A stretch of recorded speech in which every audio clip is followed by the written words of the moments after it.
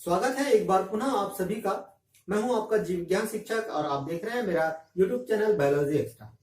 Dear students, हम लोग बात कर रहे थे किंगडम प्रोटिस्टा की और मेरे पिछले वीडियो में हमने बात किया था किंगडम प्रोटिस्टा के सामान्य लक्षणों का और आउटलाइन क्लासिफिकेशन का। आज हम उसके क्लासिफिकेशन को मूर्त रूप देते हैं और प्रत्येक ग्रुप के इंपॉर्टेंट कैरेक्टर्स का अध्ययन करते हैं। जैसा कि आप लोगों को मालूम है, जैसा मैंने आपको बताया है कि जो प्रोटिस्टा है, किंगडम प्रोटिस्टा को मुख्य रूप से 3 ग्रुप्स में बांटा गया है। सबसे पहला है ऑटोट्रॉपिक प्रोटिस्ट, दूसरा है स्लाइम मोल्ड और तीसरा है प्रोटोजोन प्रोटिस्ट, अर्थात स्वकोशी प्रोटिस्ट, औपंख कवक और प्रोटोजोन प्रोटिस्ट। तो आज हम सबसे पहले बात करते हैं स्वकोशी प्रोटिस्ट की कि स्वकोशी प्रोटिस्ट क्या है, ऑटोट्रॉपिक प्रोटिस्ट क्या है। जैसा कि नाम से ही शामिल हो रहा है, नाम से ही पता चल रहा है कि स्वकोशी का मतलब है कि ऐसे प्रोटिस्ट जिनमें क्लोरोफिल जैसे वर्णकों की उपस्थिति के कारण, क्लोरोफिल या अन्य स्वकोशी वर्णकों की उपस्थिति के कारण ये अपने भोज्य पदार्थों का निर्माण स्वयं करते हैं, स्वकोशी प्रोटिस्ट कहलाते हैं। क्योंकि ये प्रकाश संश्लेषण की प्रोसेस के द्वारा अपने भोजन का निर्माण करते हैं, इस कारण से हम इनको प्रकाश संश्लेषी प्रोटिस्ट या फोटोसिंथेटिक प्रोटिस्ट कहते हैं, या इनको हम प्रोटिस्टियन एल्गी भी कहते हैं। जो इस संसार में जितनी मात्रा में कार्बन डाइऑक्साइड का फिक्सेशन होता है उसका लगभग 80% इनके द्वारा किया जाता है, अर्थात लगभग 80% कार्बन डाइऑक्साइड का फिक्सेशन जो है वो ऑटोट्रॉपिक प्रोटिस्ट के द्वारा किया जाता है। जैसा कि हम लोगों को मालूम है, ऑटोट्रॉपिक प्रोटिस्ट को मुख्य रूप से हमने 3 डिवीजन में बांटा हुआ है। और 3 डिवीजन कौन से? पहला है डायनोफ्लेजिलेट्स, दूसरा है डायटम्स और तीसरा है यूग्लिनोफाइटा। पहला कौन सा भाई? डायनोफ्लेजिलेट्स, दूसरा है डायटम्स और तीसरा जो है वो कौन सा है? यूग्लिनोफाइटा। अगर आप बात करते हैं, अब सबसे पहले हम देखते हैं डायनोफ्लेजिलेट्स की। डायनोफ्लेजिलेट्स या जिसको डायनोफाइटा या पायरोफाइटा भी कहा जाता है, इसका जो डिवीजन है जो वो उसको पायरोफाइटा के अंतर्गत शामिल किया गया है। अब देखिए, सबसे पहले हम समझते हैं डायनोफ्लेजिलेट्स क्या होते हैं। ऐसे ऑटोट्रॉपिक प्रोटिस्ट जिसमें 2 फ्लेजिला पाए जाते हैं डायनोफ्लेजिलेट्स कहलाते हैं। ठीक है, अब डायनो का तो मतलब समझ में आ गया आपको कि 2 फ्लेजिला उपस्थित हैं और ये कैसे हैं? पादप सम, पादप के समान है, अपने भोजन का निर्माण स्वयं करते हैं, इस कारण से ये क्या कहलाते हैं? डायनोफाइटा कहलाते हैं। तो डायनोफ्लेजिलेट्स क्या है? डायनोफ्लेजिलेट्स के अंतर्गत एक कोश की, ध्यान दीजिएगा, डायनोफ्लेजिलेट्स के अंतर्गत एक कोशिकीय प्रकाश संश्लेषी गतिशील स्वकोशी जीवों को रखा जाता है जो अधिकांशतः समुद्री जल में पाए जाते हैं। इनको शामिल किया गया। हम 3 कैरेक्टर्स की बात करें तो कौन कौन से? ऐसे जीव जो एक कोशिकी होते हैं, प्रकाश संश्लेषी होते हैं और गतिशील होते हैं, ऐसे जीवों को डायनोफ्लेजिलेट्स के अंतर्गत रखा गया है जो अधिकांशतः कहां पाए जाते हैं? समुद्री जल में पाए जाते हैं या जल में पाए जाते हैं। तो चलिए ठीक है, अब आगे देखें। इसकी कुछ जातियां जो है वो कहां पाई जाती है? मीठे जल में भी पाई जाती है। इसकी लगभग 1000 से जो ज्यादा किस्में हैं वो फाइटोप्लैंक्टन के रूप में पाई जाती है, प्लैंक्टन के रूप में पाई जाती है, प्लवक के रूप में पाई जाती है। अब प्लवक क्या होते हैं? फाइटो तो समझ में आ गया कि पादप। प्लैंक्टन क्या होते हैं? ये ऐसे सूक्ष्म जीव जो पानी की धारा के साथ बहते रहते हैं, पानी की धारा के साथ बहते रहते हैं, पानी जिधर जाता है उसी के साथ वो गति करते रहते हैं। ऐसे सूक्ष्म जीव जो हैं वो प्लैंक्टन कहलाते हैं। अब प्लैंक्टन को उनकी न्यूट्रिशन मेथड के आधार पर 2 भागों में बांटा जा सकता है, फाइटोप्लैंक्टन और जूप्लैंक्टन। जो अपने भोजन का निर्माण स्वयं करते हैं वो फाइटोप्लैंक्टन कहलाते हैं, जबकि जो अपने भोजन का निर्माण स्वयं नहीं करते हैं, जो जंतुओं के समान होते हैं, जूप्लैंक्टन कहलाते हैं। तो यहाँ पर बात किसकी चल रही है? फाइटोप्लैंक्टन की बात चल रही है। और हमने क्या देखा कि डायनोफ्लेजिलेट्स की लगभग 1000 से ज्यादा जो किस्में हैं वो किस रूप में पाए जाते हैं? फाइटोप्लैंक्टन के रूप में। हमने बात किया है कि डायनोफ्लेजिलेट की 1000 से ज्यादा किस्में जो है वो फाइटोप्लैंक्टन के रूप में पाई जाती है। एक बात और थोड़ा सा यहाँ पर समझने की बात है कि इनको अग्नि शैवाल भी कहा जाता है, फायर एल्गी भी कहा जाता है, क्योंकि इसके अंदर ल्यूफेरिन उपस्थित होता है। देखिए आप लोगों ने जुगनू को चमकते हुए देखा होगा। भाई जुगनू को चमकता ऐसे जीव जो रात में चमकते रहते हैं, प्रकाश की वजह से जो है अपने शरीर से प्रकाश उत्सर्जित करते हैं, ऐसे जीवों को बायोल्यूमिनिसेंट जीव कहा जाता है। जबकि इस घटना को जो है जैव संदीप्ति या बायोल्यूमिनिसेंस कहते हैं। ठीक है, तो होता क्या है कि इन जीवों में जो है ल्यूसीफेरिन नामक पदार्थ उपस्थित होता है और जिसकी वजह से जो है ये चमकते हुए रहते हैं। जब ये समुद्र की सतह पर बहुत सारे इकट्ठा हो जाते हैं और जब चमकते रहते हैं तब ऐसी अवस्था में लाल रंग इनसे उत्सर्जित होता है और ये जो लाल रंग है समुद्र में ऐसा लगता है कि क्या है, आग लगी हुई है। तो इसी कारण से इनको क्या कहा जाता है, अग्नि शैवाल या फायर एल्गी कहा जाता है। अब देखिए जब ये डायनोफ्लेजिलेट्स समुद्र की सतह पर आ जाते हैं और जब समुद्र की सतह पर आ जाते हैं तब ऐसी अवस्था में सतह पर जो टाइड्स उत्पन्न होते हैं, ज्वार जो उत्पन्न होता है, उस ज्वार में अधिकांश तक ये दिखाई देते हैं और जिस कारण से इनको रेड टाइड भी उत्पन्न करने वाला कहा जाता है। ठीक है, रेड टाइड उत्पन्न करने वाले डायनोफ्लेजिलेट्स में जैसे जिम्नोडियम प्रमुख रूप से। तो यहाँ पर आपको ध्यान में क्या रखना है, इनको अग्नि शैवाल भी कहा जाता है और ये लाल ज्वर या रेड टाइड भी उत्पन्न करते हैं। चलिए अब हम इनके जनरल कैरेक्टर्स पर आ जाएं।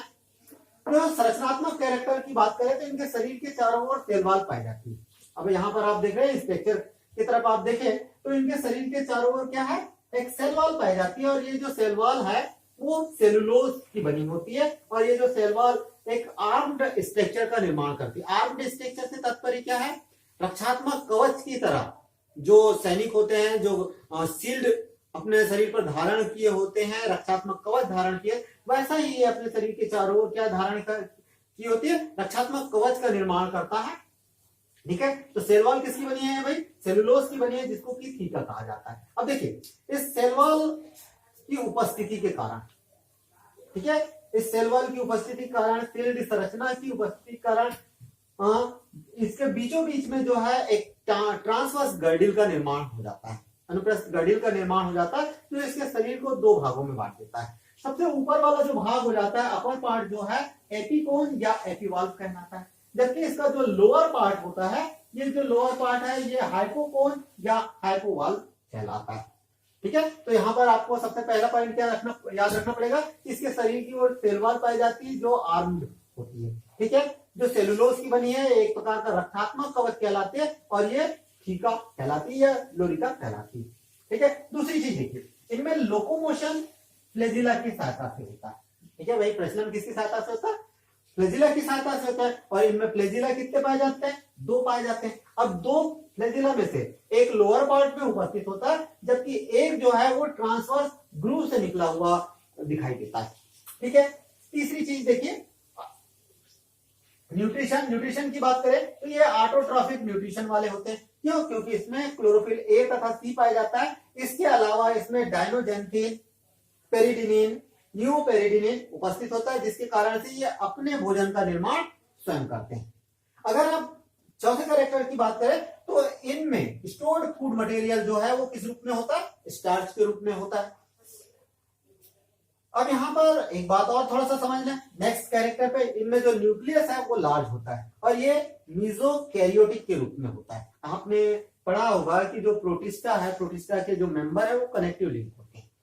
इसके बीच में प्रोकैरियोटिक और यूकैरियोटिक के बीच में कनेक्टिव लिंक होते हैं। तो इसमें कुछ कैरेक्टर ऐसे होते हैं जो प्रोकैरियोटिक के होते हैं जबकि कुछ कैरेक्टर यूकैरियोटिक होते हैं। तो कौन कौन से देखिए, अगर ये भाई आपको मालूम है कि प्रोकैरियोटिक में हिस्टोन प्रोटीन कैसा होता है, एब्सेंट होता है, तो इनमें भी जो है हिस्टोन प्रोटीन अनुपस्थित होता है। इनमें जो गुणसूत्र पाया जाता है इनमें सेंट्रोमियर जो है एब्सेंट होता है। वहीं पर ये समसूत्री विभाजन करते हैं। ये जो भी कैरेक्टर मैंने अभी आपको बताया जैसे कि हिस्टोन प्रोटीन की अनुपस्थिति, गुणसूत्रों में सेंट्रोमियर की अनुपस्थिति या समसूत्री विभाजन के द्वारा गुणन, ये सारी की सारी जो प्रोसेस है ये प्रोकैरियोटिक की। ठीक है, ये सारे जो लक्षण है किसके, प्रोकैरियोटिक के। अब वहीं पर यूकैरियोटिक की बात करें तो इनका जो फ्लैजिला है, इस फ्लैजिला में 9+2 व्यवस्था होती है। भाई 9+2 व्यवस्था होती है। वहीं पर इनमें सेल ऑर्गेनेल्स उपस्थित होते हैं। ये लक्षण जो है यूकेरियोटिक के हैं। तो दोनों का जो मिला जुला रूप इसमें पाया जाता है, अर्थात हम ये कह सकते हैं इनकी कोशिका कैसी होती है, मीजोकैरियोटिक होती है। एक और कैरेक्टर देखें कि इन डायनोफ्लेजिलेट्स के द्वारा हानिकारक रसायन का सिक्रेशन किया जाता है, जिसको सेक्सी टॉक्सिन कहते हैं, जो दूसरे जीवों के लिए, जलीय जीवों के लिए हानिकारक होता है। ठीक है, इनमें अगर हम रिप्रोडक्शन की बात करें तो मोस्टली रिप्रोडक्शन असेक्सुअल रिप्रोडक्शन के द्वारा होता है, और असेक्सुअल रिप्रोडक्शन जैसे बाइनरी फिजन के द्वारा हो सकता है, सिस्ट के द्वारा हो सकता है, या जू स्पोर्स के द्वारा हो सकता है। सेक्सुअल रिप्रोडक्शन बहुत ही रेयर कंडीशन में इनमें पाया जाता है। अगर हम डायनोफ्लेजिलेट्स की महत्व की बात करें तो इसके महत्व पर भी थोड़ा सा ध्यान दे दे। भाई सबसे पहले तो हमको ये मालूम होना चाहिए इनके द्वारा हानिकारक पदार्थों का सिक्रेशन किया जाता है, सेक्सी टॉक्सिन का सिक्रेशन किया जाता है, जो दूसरे जो सूक्ष्म जीव है, मछलियां, इनको नुकसान पहुंचाता है। ठीक है, दूसरी बात, बहुत सारे जो सौंदर्य प्रसाधन है इनकी सहायता से निर्मित किए जाते हैं। सौंदर्य प्रसाधनों के निर्माण में इनका यूज किया जाता है। इसके अलावा इसकी बहुत सारी जातियां ऐसी है जो मेडिसिनल वैल्यू की होती है और इनसे मेडिसिन बनाया जाता है। चलिए अब हम बात करते हैं किंगडम प्रोटिस्टा के डायटम्स की। डायटम्स को गोल्डन एल्गी भी कहा जाता है। इसको डिवीजन बेसिलेरियोफाइटा के अंतर्गत इंक्लूड किया गया है। डायटम्स काफी महत्वपूर्ण ग्रुप है किंगडम प्रोटिस्टा का। क्यों है इसको हम समझ लें पहले, क्योंकि एज अ फूड के रूप में इसका इस्तेमाल किया जाता है। डायटम्स फाइटोप्लैंक्टन है, और फाइटोप्लैंक्टन होने की वजह से, सोपोसी होने की वजह से इसका इस्तेमाल एज अ फूड के रूप में किया जाता है। अगर आप समुद्र में पाए जाने वाली एक 60 टन की ब्लू व्हेल को देखें तो उसकी एलिमेंट्री कैनाल में लगभग 2 टन से ज्यादा जो है वो फाइटोप्लैंक्टन उपस्थित होंगे, और इसका भी लगभग 60% हिस्सा जो है वो डायटम्स का होगा। तो अब आप समझ सकते हैं कि क्यों इसका इस्तेमाल जो है एज अ फूड के रूप में किया जाता है। दूसरी बात, डायटम्स जो है, डायटम मृत्तिका के रूप में, डायटम्स अर्थ के रूप में जो है काफी महत्वपूर्ण होती है। अगर आप डायटम्स की बात कर रहे हैं तो डायटम्स में ये समझ लीजिए कि इसकी जो सेल वॉल है वो सिलिका युक्त होती है, जो आसानी के साथ नष्ट नहीं होती। जब कभी इन डायटम्स की मृत्यु होती है तो समुद्र की तली पर ये बैठ जाते हैं, और जब इनका स्तर मोटा हो जाता है तब इसे जो है क्या कहा जाता है, डायटमियस अर्थ कहा जाता है। डायटम मृत्तिका कहा जाता है, जिसका उपयोग विभिन्न प्रकार के कार्यों में किया जाता है। इस कारण से डायटम्स जो है वो काफी इंपॉर्टेंट है। इसके अलावा एक और बात देख लीजिए कि डायटम्स को गोल्डन एल्गी भी कहा जाता है। क्यों कहा जाता है डायटम्स को गोल्डन एल्गी? इसलिए कहा जाता है क्योंकि इसकी सेल में क्लोरोफिल ए और सी के अलावा जेंथोफिल पाया जाता है। जेंथोफिल के अलावा फाइकोजेंथिन भी पाया जाता है, और जिस कारण से डायटम्स का जो कलर है सुनहरा पीला हो जाता है, या भूरा पीला भूरा रंग का दिखाई देते हैं ये। इस कारण से इनको क्या कहा जाता है, गोल्डन एल्गी भी कहा जाता है। अगर हम डायटम्स की बात करते हैं तो लगभग 200 से ज्यादा वंश इसके ज्ञात हैं, जिनमें लगभग 10,000 से ज्यादा जातियां इसकी ज्ञात हैं। डायटम्स का अध्ययन विज्ञान की जिस शाखा के अंतर्गत किया जाता है उसे डायटेमोलॉजी कहा जाता है। इसे जरूर ध्यान रखिएगा कि डायटम्स का अध्ययन किसके अंतर्गत किया जाता है, डायटेमोलॉजी के अंतर्गत किया जाता है। चलिए इसके सामान्य लक्षणों की बात करें। कोशिका के आधार पर, इसके सेल स्ट्रक्चर के आधार पर डायटम्स को मुख्य रूप से 2 भागों में बांटा जा सकता है, सेंट्रेल्स और पेनेल्स। अगर हम सेंट्रेल्स की बात करें तो इसके अंतर्गत ऐसे डायटम्स को शामिल किया जाता है जिनकी बॉडी रेडियली सिमेट्रिकल होती है, अर्थात जिनकी बॉडी जो है रेडियल सिमेट्री शो करती है, साथ ही जो मैराइन वाटर में पाए जाते हैं। रेडियल सिमेट्री का मतलब क्या है? अगर मान के चलिए ये बॉडी स्ट्रक्चर है तो इसके अक्ष के आधार पर एक से अधिक अक्षों से इसको बराबर भागों में बांटा जा सकता है। ठीक है, तो सेंट्रल्स के अंतर्गत उन डायटम्स को शामिल किया जाता है जिनकी बॉडी कैसी होती है, रेडियल सिमेट्री शो करती है और मेराइन वाटर में पाए जाते हैं। जबकि इसका जो दूसरा ग्रुप है वो पेनेल्स है, और पेनेल्स के अंतर्गत उन डायटम्स को शामिल किया जाता है जिनकी बॉडी बायलैटरली सिमेट्रिकल होती है। अगर मान के चलिए हम एक मनुष्य को देखें या एक डायटम्स को देखें तो उनके शरीर के लंबवत रूप से जब इसको दो बराबर भागों में बांटा जा सकता है तब इस प्रकार की जो सिमेट्री है बायलेटरल सिमेट्री कहलाती है। तो पेनल्स के अंतर्गत किनको शामिल किया गया है? ऐसे डायटम्स जो बायलेटरल सिमेट्री वाले होते हैं, ठीक है, और साथ में ये फ्रेश वाटर में भी पाए जाते हैं। और इसके अब कैरेक्टर्स की बात करें तो सबसे पहली बात ये है कि ये कहाँ पाए जाते हैं? एक्वेटिक होते हैं, मोस्टली मेराइन वाटर में पाए जाते हैं, लेकिन कुछ ऐसे सदस्य भी होते हैं जो फ्रेश वाटर में पाए जाते हैं। फर्स्ट। सेकेंड थिंग देखिए कि ये यूनिसेलुलर होते हैं, ये एक कोशिकीय होते हैं, लेकिन कभी कभी क्या होते हैं कि ये आपस में जुड़ जाते हैं और कॉलोनी बनाकर रहते हैं। तो एक कोशिकीय होने के साथ साथ कुछ सदस्य कैसे होते हैं? कॉलोनियल भी होते हैं। तीसरी महत्वपूर्ण बात, ये नॉन मोटाइल होते हैं, ठीक है, नॉन मोटाइल होते हैं, लेकिन कभी कभी ये चल भी हो जाते हैं, ठीक है। जब कभी ये चल होते हैं तो इनमें लोकोमोशन फ्लेजेला के द्वारा होता है और केवल एक फ्लेजेला पाया जाता है। एक चौथा महत्वपूर्ण कैरेक्टर देखें कि इनकी सेल में क्लोरोफिल ए तथा क्लोरोफिल सी पाया जाता है। इसके अलावा मैंने अभी थोड़ी देर पहले बताया कि जेंथोफिल और फाइकोजेंथिन पाया जाता है, जिसके कारण इनका रंग कैसा हो जाता है? पीला भूरा हो जाता है या सुनहरा पीला हो जाता है, जिसके कारण इनको गोल्डन एल्गी भी कहा जाता है। इनके अगर आकार की बात करें, इनका आकार गोल भी हो सकता है, आयताकार भी हो सकता है, बेलनाकार भी हो सकता है, तर्करूप भी हो सकता है या नाव के आकार का भी हो सकता है। एक और कैरेक्टर की बात करें, रिप्रोडक्शन, काफी महत्वपूर्ण कैरेक्टर होता है ये। रिप्रोडक्शन की बात करें तो जनरली इनमें आसेक्सुअल और सेक्सुअल रिप्रोडक्शन दोनों पाया जाता है। अगर असेक्सुअल रिप्रोडक्शन की बात करें तो सामान्य तौर पर कोशिका विभाजन के माध्यम से असेक्सुअल रिप्रोडक्शन को कंप्लीट करते हैं। वही सेक्सुअल रिप्रोडक्शन की बात करें तो चूंकि इनकी कोशिका कैसी होती है? डिप्लॉइड होती है। तो ये डिप्लॉइड जो कोशिका है अर्धसूत्री विभाजन के द्वारा हैप्लॉइड गैमेट का निर्माण करते हैं और ये हैप्लॉइड गैमेट जो है आपस में संयुग्मित होकर आक्सोस्पोर्स का निर्माण करते हैं, जायगोट का निर्माण करते हैं, जो अंकुरित होकर एक नए ऑफस्प्रिंग को डेवलप करता है। अगर हम इनके संरचनात्मक विशेषताओं की बात करें तो दो चीजें को आपको ध्यान में रखना पड़ेगा कि इन यहां पर जो एग्जांपल लिया गया है उसके आप स्ट्रक्चर पर ध्यान दें तो इनमें सबसे बाहर की ओर जो सेल वॉल पाई जाती है, सबसे बाहर की ओर क्या पाया जाता है? कोशिका भित्ति पाई जाती है और ये डबल लेयर्ड होती है, आउटर लेयर और इनर लेयर। जो आउटर लेयर है वो किसकी बनी होती है? सोडियम या एल्यूमिनियम सिलिकेट की बनी होती है। ध्यान रखिएगा, किसकी बनी हुई है भाई? सोडियम या एल्यूमिनियम सिलिकेट की बनी हुई है, जिस कारण से ये आसानी के साथ नष्ट नहीं होती। और जब नष्ट नहीं होगी तो जब इनकी मृत्यु होगी तो किसका निर्माण करेंगे? डायटम्स मृत्तिका का निर्माण करेंगे, ठीक है। इनकी जो आउटर लेयर है वो क्या कहलाता है? सेल या फ्रास्ट्यूल कहलाता है। ध्यान में रखना है कि इनका जो आउटर लेयर होता है वो क्या कहलाता है? सेल या फ्रास्ट्यूल कहलाता है, ठीक है। वहीं पर अगर इनर लेयर की बात करें तो ये पैक्टिन और सेलुलोज की बनी होती है। डायटम्स की एक बहुत बड़ी विशेषता आपको ध्यान में रखना होगा कि इसकी जो सेल वॉल है वो साबुन रखने के डिब्बे की तरह होती है, अर्थात सेल वॉल का जो प्रत्येक स्तर है, प्रत्येक आउटर लेयर और इनर लेयर एक दूसरे को कैसा किया होता है? ओवरलैप किया होता है। इस कारण से इसका जो ऊपरी भाग है वो एपिथीका कहलाता है, जबकि जो निचला भाग है वो क्या कहलाता है? हाइपोथीका।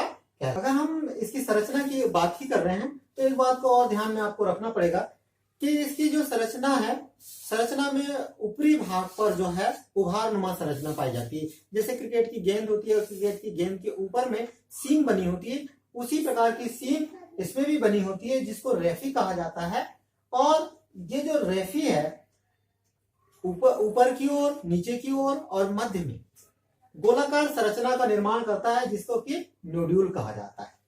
इसकी आंतरिक संरचना की हम बात करें तो इसमें साइटोप्लाज्म पाया जाता है। साइटोप्लाज्म के अंदर एक केंद्रक उपस्थित होता है, कुछ लंबवत रूप में पाए जाने वाले प्लास्टिड उपस्थित होते हैं, साथ ही वैक्यूल्स उपस्थित होता है। इवन इसमें विभिन्न प्रकार के सेल ऑर्गेनेल्स भी उपस्थित होते हैं। तो हम बात करते हैं डायटम्स के महत्व की। तो डायटम्स के महत्व की बात करें तो हमने बहुत सारे महत्व शुरू में ही इसके बारे में चर्चा कर चुके हैं, लेकिन एक बार फिर से उसको रिवाइज करें तो डायटम्स का यूज एज अ भोजन के रूप में किया जाता है। समुद्र में बहुत ज्यादा मात्रा में पाए जाने के कारण इसे समुद्री घास के नाम से भी जाना जाता है और बहुत सारे जीव जंतु इसका उपयोग भोजन के रूप में करते हैं। औद्योगिक महत्व की दृष्टि से डायटम्स काफी इंपॉर्टेंट है। कौन कौन से उपयोग इसके किए जा सकते हैं? देखिए, अम्ल प्रतिरोधी होने के कारण इसका उपयोग द्रवों के संग्रहण एवं आवागमन में किया जाता है। दूसरा, छिद्रित होने के कारण इसका उपयोग विभिन्न प्रकार के फिल्टर बनाने में किया जाता है, चिमने बनाने में किया जाता है। तीसरे, खुरदुरा होने के कारण इसके पॉलिश और टूथपेस्ट बनाने में भी इसका इस्तेमाल होता है।